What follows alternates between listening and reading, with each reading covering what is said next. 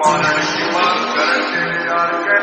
मारण की बात कर तेरे यार के, ओ बात है छोड़ा राव साहब के, मजाक थोड़ी है रह जोर सा बीमार बेटा हाथ लावेगा, सारा पछताएगा ना सुन पावेगा, सुन कान बोल गए ओ गुलामी ना होवे देख किसे साड़े की सुन तेरे यार राव साहब के, ओ तेरे